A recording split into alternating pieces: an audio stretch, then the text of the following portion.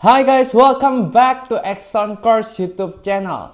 Teman-teman semuanya, di video ini kita akan bersama-sama belajar tentang vektor. Sekali lagi kita akan belajar tentang vektor. So, vektor ini merupakan salah satu subjek yang sangat penting banget di fisika teman-teman. Karena hampir semua pelajaran fisika ini pasti akan relate juga dengan vektor. Oke? Nah, tapi sebelum aku mulai, as usual aku mau ingetin kalian jangan lupa dong buat subscribe YouTube channel Exxon Course. Tekan tombol subscribe yang ada di bawah dan juga kalian bisa tekan tombol lonceng untuk kalian bisa dapat notifikasi langsung terkait update terbaru dari video-video kita. So langsung aja ya. Yang pertama kita akan bahas sama-sama tentang apa sih bedanya antara skalar dan juga vektor. Jadi skalar itu merupakan besaran yang cuman punya besar. Sedangkan kalau vektor itu besaran yang punya besar dan juga arah. Contohnya apa? Contohnya gini nih teman-teman ya.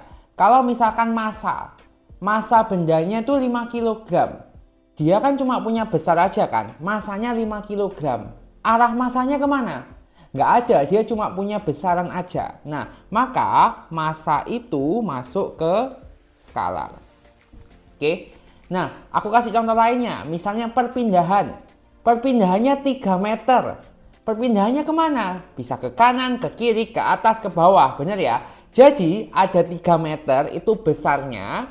Dan juga ada arahnya. Either ke kanan, ke kiri, ke atas, atau ke bawah. Makanya itu teman-teman perpindahan itu masuk di vektor.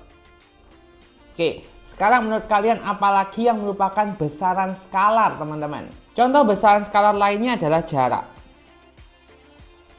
Selain itu juga kelajuan. Sedangkan vektor ini banyak banget teman-teman. Perpindahan, kecepatan. Kecepatan tuh beda ya sama kelajuan ya. Gaya, momentum, dan masih banyak lagi.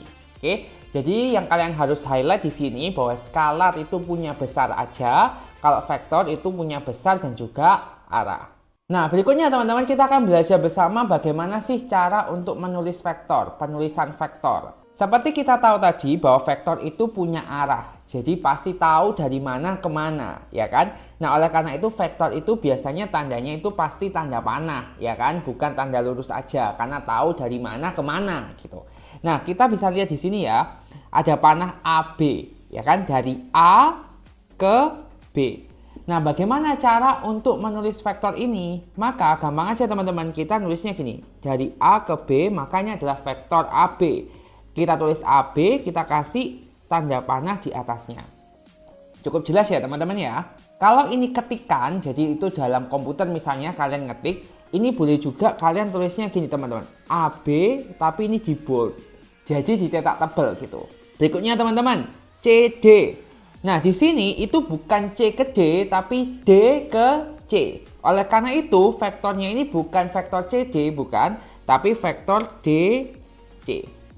Nah, ada namanya juga vektor yang berkebalikan. Oke, kalau vektor AB, maka kebalikannya adalah vektor BA. Tinggal dibalik aja. Oke, vektor AB, kebalikannya adalah vektor BA. Nah, karena kebalikan teman-teman, kebalikan tuh artinya arahnya beda, ya kan? Arahnya beda. Kalau satu ke kanan, satunya ke kiri. Maka AB ini sama dengan minus vektor BA. Sama juga nih teman-teman, vektor DC itu sama dengan minus vektor CD. Cukup jelas ya teman-teman ya. Sekarang nih teman-teman, ada juga istilah yang namanya vektor posisi. Oke. Vektor posisi itu adalah vektor yang asalnya dari titik O. O itu apa? Kalau kalian lihat di koordinat itu titik 0,0 itu loh teman-teman, itu yang O. Oke. Jadi kalau dari O ke B, maka nama vektornya apa? O, B. Cukup jelas ya teman-teman ya. Nah sekarang nih dari O ke C, maka ini adalah O, C. Oke, teman-teman untuk vektor posisi ini bisa juga digambarkan dengan huruf kecil. Jadi kalau O ke B, maka bisa dituliskan juga adalah vektor B kecil. Oke. Sama juga kalau OC, maka bisa dituliskan ini adalah vektor C kecil. Berikutnya nih teman-teman, kita akan bahas sama-sama tentang bagaimana sih cara untuk menulis vektor dalam koordinat kartesius dan juga untuk menentukan panjang vektor. Oke, kita langsung aja ke contoh soal biar kalian nggak bingung. Oke, jadi di sini teman-teman ada vektor OA. Kenapa kok O? Karena dari 0,0 ini adalah O ke A. Oke, bagaimana cara untuk menuliskan vektor OA ini? Oke, seperti kita tahu dari page sebelumnya bahwa vektor OA itu juga sama dengan vektor A kecil. Oke, teman-teman, dalam koordinat kartesius itu ada namanya sumbu X dan juga sumbu Y. Benar ya? Sekali lagi ada sumbu X dan juga sumbu Y. Sumbu X itu yang horizontal, sumbu Y adalah yang vertikal. Oke, cara menulis vektornya gampangnya seperti ini teman-teman.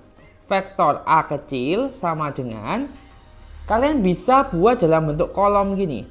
Oke, jadi X baru Y. Oke, sekarang kita lihat ya. Ini kan adalah vektor A-nya ya.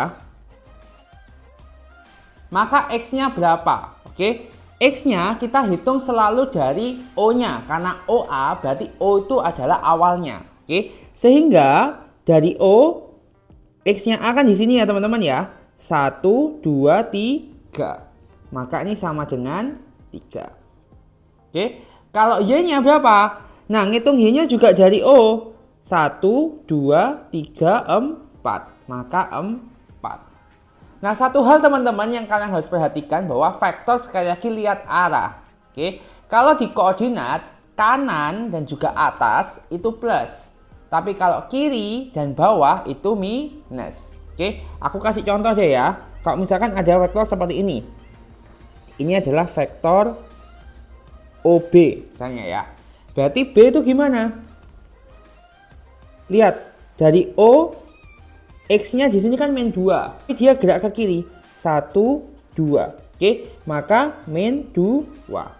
Y-nya 2 ke atas. 1, 2. Maka min 2 dengan 2. Selain itu juga teman-teman, untuk vektor kartesius ini juga bisa ditulis dalam bentuk seperti ini teman-teman. Untuk X itu pasangannya sama I, kalau Y pasangannya sama J. Jadi nulisnya gini, vektor A sama dengan 3I, I-nya dikasih panah, tambah 4J. Kalau vektor B ini gimana? Min 2I tambah 2J. Oke. Nah, sekarang bagaimana cara untuk menentukan panjang vektor? Oke, panjang vektor itu simbolnya teman-teman. Jadi di simbol vektornya itu dikasih garis 2. Oke, jadi kalau ini adalah vektor A, maka panjang vektor A itu dikasih garis 2. Set, set. Cukup jelas ya? Ini sama kayak Pitagoras. Sama dengan akar X kuadrat tambah Y kuadrat. Oke, akan jadi sama dengan akar X-nya tadi 3 kuadrat tambah 4 kuadrat. Yaitu akar 9 tambah 16 sama dengan akar 25, yaitu 5. Sudut itu selalu dilihat dari sumbu X kanan teman-teman. Oke, jadi di sini kalau ada sumbu X, sudutnya itu ngitungnya dari sini. Set. Nah, ini sudutnya. Oke, aku misalkan ini adalah alfa. Cukup jelas ya teman-teman ya. Nah, bagaimana cara tahu alfanya? Maka kita bisa pakai rumus gini teman-teman. Tan alfa sama dengan Y per X. Oke, tan alfa sama dengan Y per X. Kita bisa pakai trigonometri tangen. Oke, maka untuk soal vektor A, maka tan alfa sama dengan Y-nya 4, X-nya adalah 3. Oke, maka kita cari alfanya. Alfanya itu artinya gini teman-teman. Tan min 1 dari 4 per 3. Atau bahasa lainnya kita ngomong kayak gini. Tan berapa yang hasilnya 4 per 3.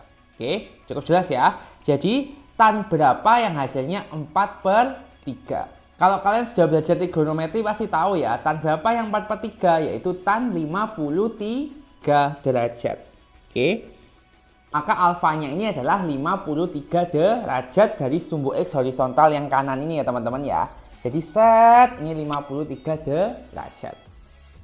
Cukup jelas kan? Nah, teman-teman, ternyata vektor itu nggak mesti cuma 2 dimensi, bisa juga 3 dimensi. Oke, maka ada sumbu X, sumbu Y, dan juga sumbu Z. Itu adalah ruang. Oke, contoh nih teman-teman, ada vektor A 2,1,3. Penulisannya gimana? Sama caranya. Vektor A adalah 2, 1, 3. Ini ya, jadi kalian nulisnya ini adalah X, Y, Z.